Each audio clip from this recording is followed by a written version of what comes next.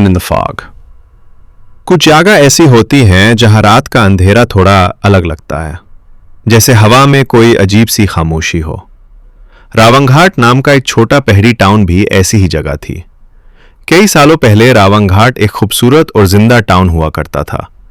बाजार में लोगों की भीड़ होती थी, बच्चे गलियों में खेलते थे और शाम के वक्त मंदिर की घंटियां पूरे शहर में गूंजती थी।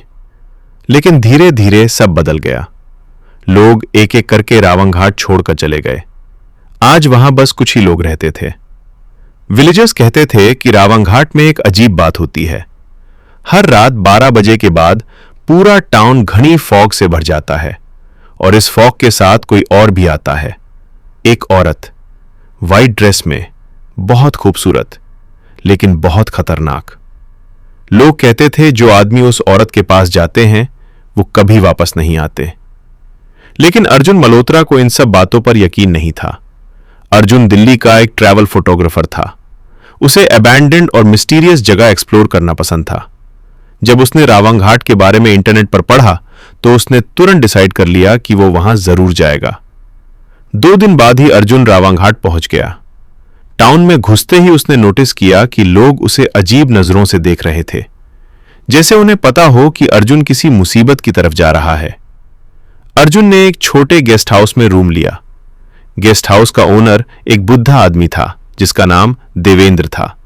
देवेंद्र ने अर्जुन को रूम की की दी और धीरे से कहा, एक बात याद रखना, रात के 12 बजे के बाद बाहर मत जाना।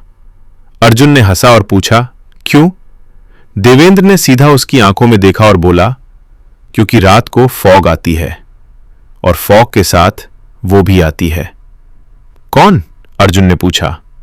वाइट ड्रेस वाली औरत, देवेंद्र ने धीरे से जवाब दिया। अर्जुन ने इस बात को सीरियसली नहीं लिया। उस रात जब घड़ी ने 12 बजाए, अर्जुन ने अपनी विंडो से बाहर देखा। धीरे धीरे पूरा टाउन फॉग से भर रहा था। मूनलाइट में फॉग चमक रही थी। अर्जुन को लगा यह फोटोज के लिए परफेक्ट सीन है। वो कैमरा लेकर बाहर निकल गया। टाउन बिल्कुल साइलेंट था। अर्जुन जंगल वाली रोड की तरफ चलने लगा और फोटोज लेने लगा। Click click click. तभी उसे लगा जैसे कोई उसके पीछे चल रहा हो। अर्जुन तुरंत मुड़ा, लेकिन वहां कोई नहीं था, सिर्फ फॉग। फिर उसने एक आवाज सुनी, हेलो। आवाज एक औरत की थी। अर्जुन का दिल तेज धड़कने लगा। उसने फॉग के बीच देखा और वहां एक औरत खड़ी थी। वो बहुत खूबसूरत थी। उसने वाइट ड्रेस पहनी हुई थी और उसके लंबे काले बाल थे। अर्जुन ने उसकी फोटो ले ली। फ्लैश के बाद जब उसने दोबारा देखा तो वो औरत पहले से ज्यादा पास खड़ी थी। अर्जुन ने उसे मूव करते हुए नहीं देखा था। सॉरी, अर्जुन ने कहा, मैंने बिना पूछे फोटो ले ली। औरत मुस्कुराई। तुम यहां के नहीं हो? नहीं, अर्जुन ने जवाब दिया। तुम्हें रात में इस रोड पर नहीं चलना चाहिए, औरत ने कहा। क्यों? अर्जुन ने पूछा। औरत ने धीरे से कहा, क्योंकि लोग यहां से गायब हो जाते हैं। उसने अपना हाथ बढ़ाया। मेरा नाम मीरा है। अर्जुन ने उसका हाथ मिलाया। उसकी स्किन बहुत ठंडी थी। उस रात के बाद अर्जुन हर रात उस रोड पर जाने लगा और हर रात मीरा वहां होती थी। वो दोनों फॉग के बीच खड़े होकर बातें करते। लेकिन एक बात अजीब थी, मीरा कभी ब्राइट लाइट में नहीं आती थी और जब भी अर्जुन उससे पूछता कि वो रहती कहां है, वो जवाब नहीं देती थी। एक दिन अर्जुन ने मीरा की फोटो देवेंद्र को दिखाई। फोटो देखते ही देवेंद्र का चेहरा सफेद पड़ गया। तुम उससे मिले? उसने घबराकर पूछा। हां, अर्जुन ने कहा। देवेंद्र तुरंत एक पुराना न्यूज़पेपर ले आया। उस न्यूज़पेपर में एक फोटो थी। वो फोटो मीरा की थी। देवेंद्र ने धीरे से कहा, वो लड़की 70 साल पहले मर चुकी है। अर्जुन के पैरों तले जमीन खिसक गई। उस रात फॉग पहले से भी ज्यादा घनी थी। अर्जुन ने डिसाइड किया कि वो रावणघाट छोड़कर चला जाएगा। लेकिन जैसे ही वो बाहर निकला, उसने आवाज सुनी, अर्जुन। वो रुक गया। फॉग के बीच मीरा खड़ी थी।